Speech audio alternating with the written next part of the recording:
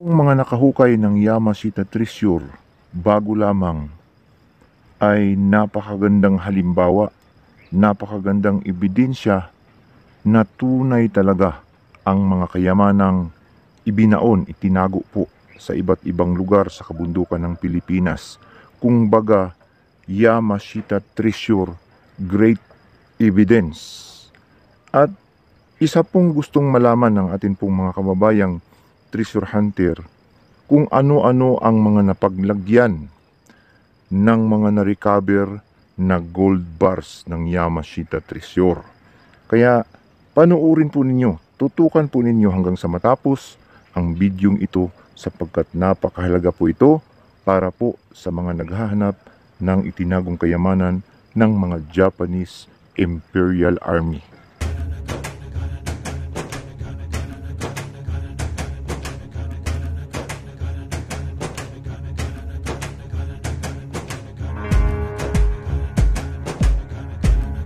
Ang gamit bro, mga ganito palang pro mortal ba tawag ito? Yan, mortar 6 na pera. Ganito ang legit na gold. Yan ang legit.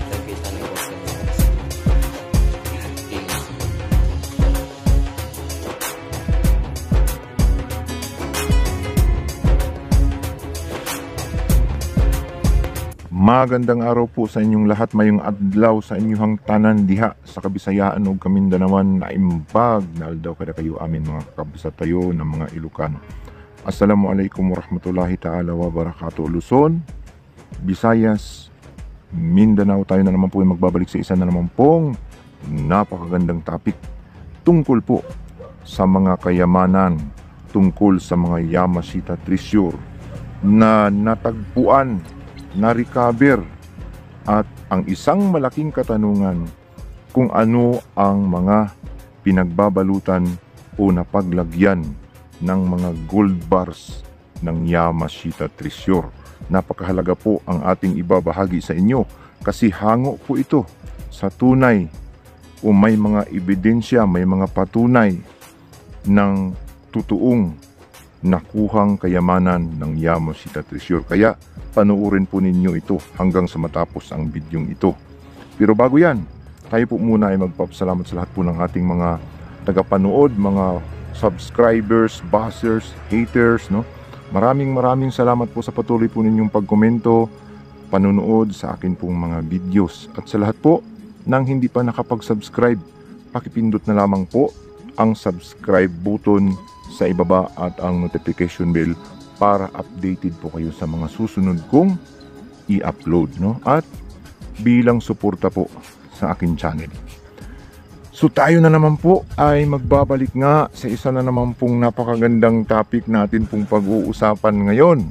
At ito nga ay tungkol po sa mga napaglagyan, napagbalutan, no, ng mga gold bars, no?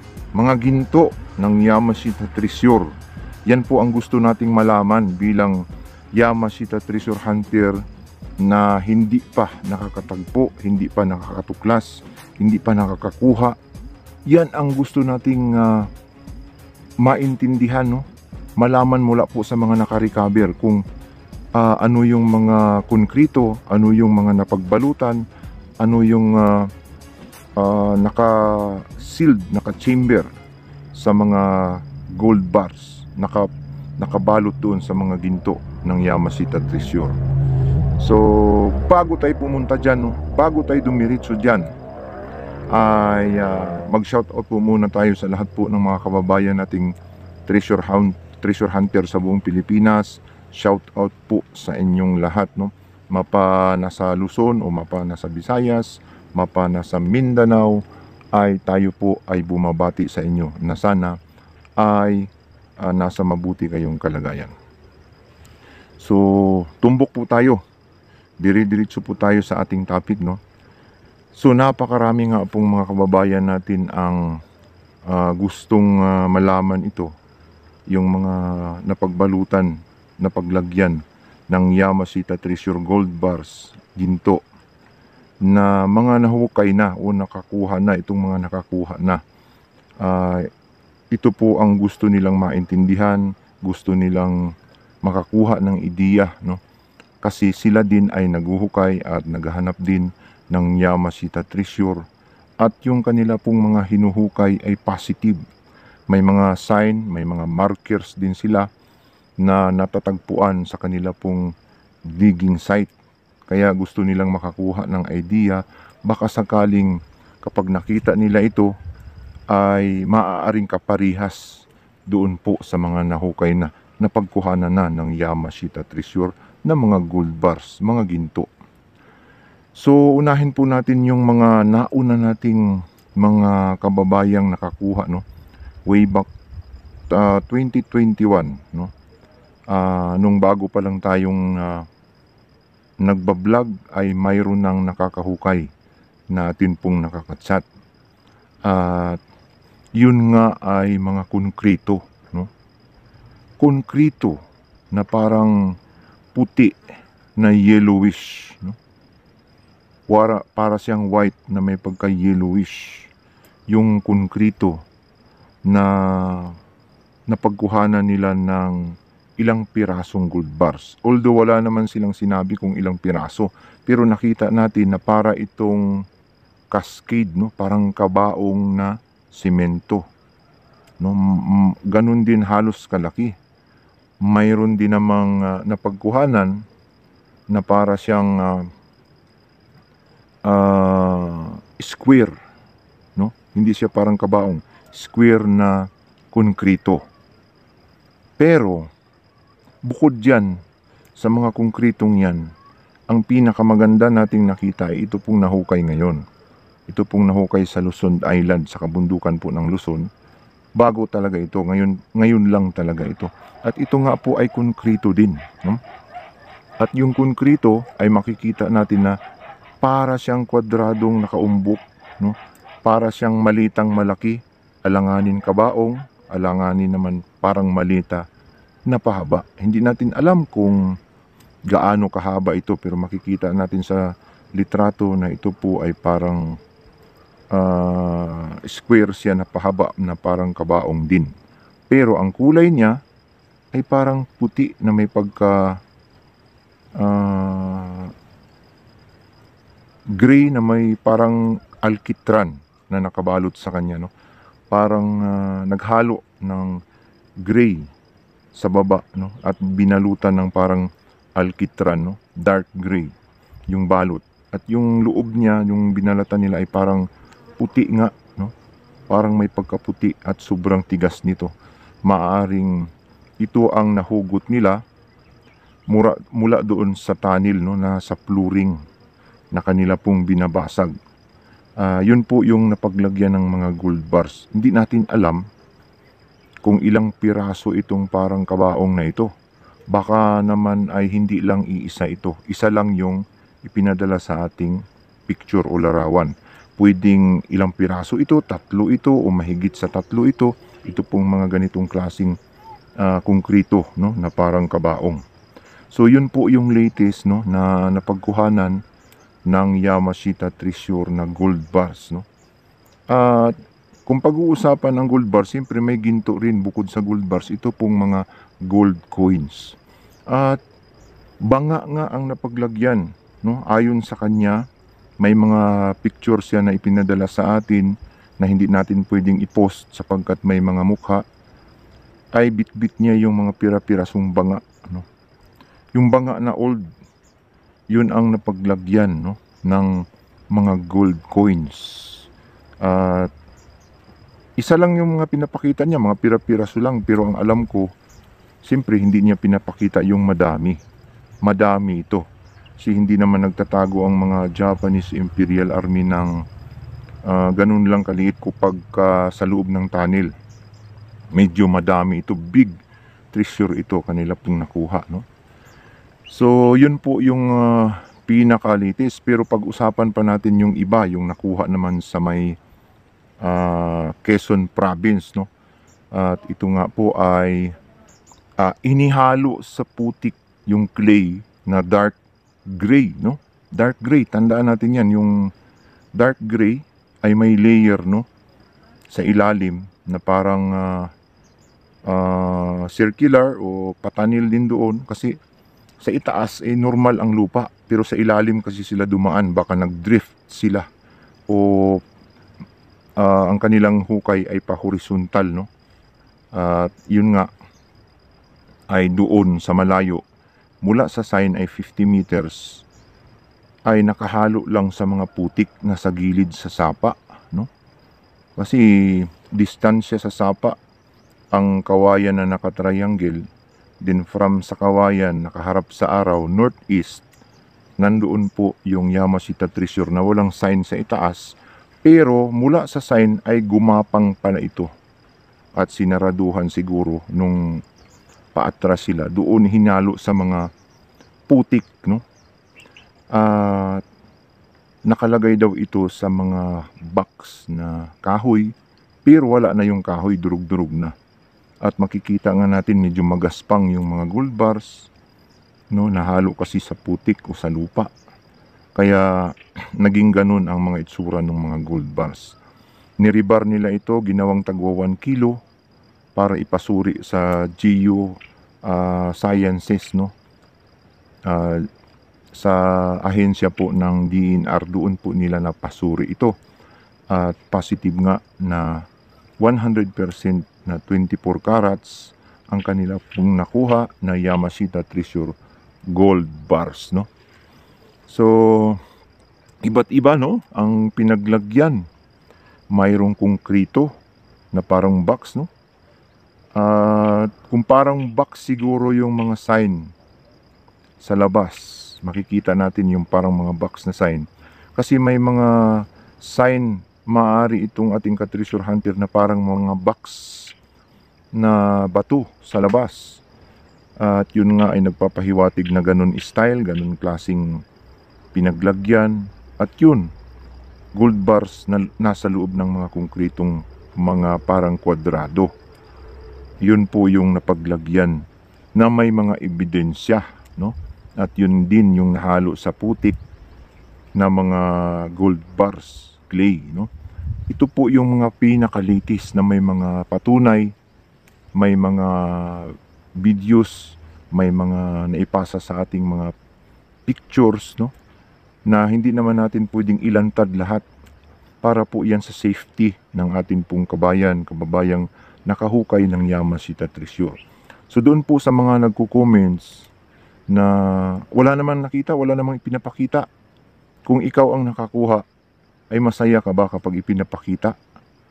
So tama na naibahagi natin, naipamahagi natin ang impormasyon para makapagbigay ng patunay, no, ebidensya, encouragement, para gaganahan po ang iba sa ating mga kababayang Yamashita Treasure Hunter na hanggang sa ngayon ay hindi pa nakakahukay, no?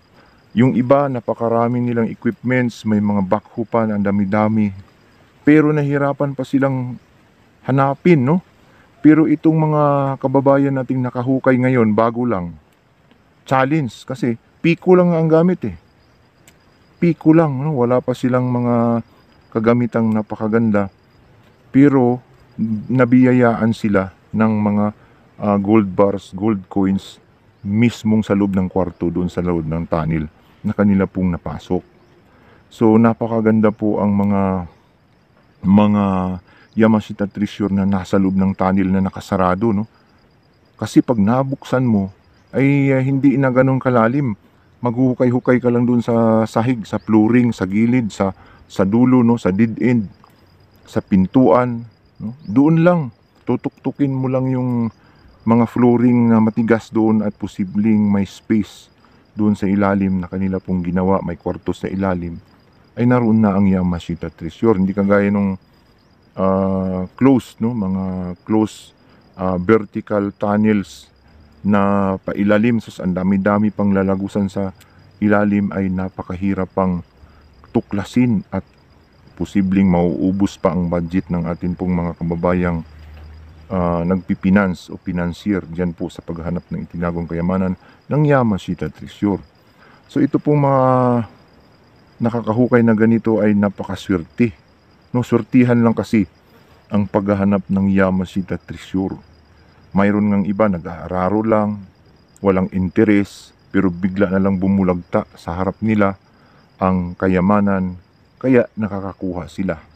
Mayroon namang iba na may interes, pero hindi pa nakakahukay. Kahit na anong hukay, namulubi na lang, wala pang mahukay. Pero may mga sign naman. Kasi hindi para sa kanya, hindi ibibigay sa kanya, baka mamaya may mangyayari sa kanya o baka naman ikakapahamak niya. Kaya imbis na mapunta sa kanya, ay alam kasi ng tagapaglikha natin kung anong ikabubuti sa atin at kung ano yung ikakasama. Kaya posibleng ganun ang mga rason kung bakit may iba sa atin ang hanggang sa ngayon ay hindi pa nabibiyayaan ng mga ganitong klaseng Yamashita Treasure. So, yun nga ito lang ang may ebidensya. Hindi na natin babanggitin yung mga napaglagyan ng mga kwento-kwento, yung mga wala pang nakita nating patunay sa ating mga mata. Kasi posibleng hindi totoo yun, posibleng usap-usapan lang yun na magbigay sa atin ng kamalian. Pero ito kasi ay mayroon tayong nakausap na tao, nakachat na nakakuha, na mayroong pictures, may videos, may mga ipinapadala sa atin. At higit sa lahat ay maaaring mababalatuhan tayo, magkakaroon tayo ng balato. Hindi natin ini-expect ito sa atin pong mga kababayang nakahukay ng Yamashita Treasure. Pero kapag tayo ay binigyan, ay wala tayong magagawa at posibleng pag binigyan tayo ay mababahagian ko rin yung mga naghihirap nating kababayan. Kasi kapag may biyaya ay biyayaan din natin yung iba na nangangailangan. So yun po yun. Yun po yung katotohanan dyan. So sa lahat po ng mga kababayan natin na gustong makakita ng video, gustong makakita ng larawan na marami na patunay, ay pasensya na. Kasi kapag ka mga ganitong klaseng kayamanan ay ayaw pumayag ang atin pong mga kababayang treasure hunter na ilantad ito. Yung makikita natin na nakalantad dyan na mga ibinablog natin na iba na naghahanap ng buyer, duda pa tayo dyan na piki yan, na fake yan. Kasi sa dami noon na mukhang mga tanso ang mga itsura, tapos ipinapakita na wala man lang katakot-takot, yun ay mag-iisip tayo na baka piki yun. Kasi pinapakita, bakit ipinapakita? Kayamanan yun. So itong mga nakakakuha na ito ay nahihiya lang kasi matagal natin silang kausap. Tapos nagtatanong sa atin sa mga sign markers. Then kapag nakakuha sila at dididmahin tayo ay baka naman ay mahiya naman. Kaya para magkaroon naman sila ng respeto sa atin ay nakikipag-communicate sila sa atin dahil nagsimula sila sa wala, nagkaroon sila. Malaking pasasalamat, kasi kung hindi dahil sa mga nagbablog na mga treasure hunter, ay hindi gaganahan ito pong mga treasure hunters na naghahanap. Kaya isa ring paraan ang mga vloggers ng Yamashita Treasure na nakakapag-encourage sa mga kababayan nating mga nakakahukay, nakakakuha ng kayamanan ng Yamashita Treasure. So pasensya na po kayo. So yan lang po, yan po ang mga latest na napaglagyan ng kayamanan. Yung konkreto na yon, yung nabanggit natin kanina, ay may mga evidence na yun po ang pinagbalutan ng kayamanan.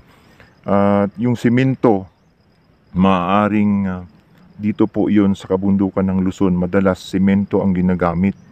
Kasi may mga simento kasing makukuha ang mga Japanese Imperial Army noong Second World War kasi malapit lang sa mga syudad. Malapit lang sa napakaraming pamilihan ng simento, madaling kumuha ng simento para lumikha ng mga matitigas na bagay.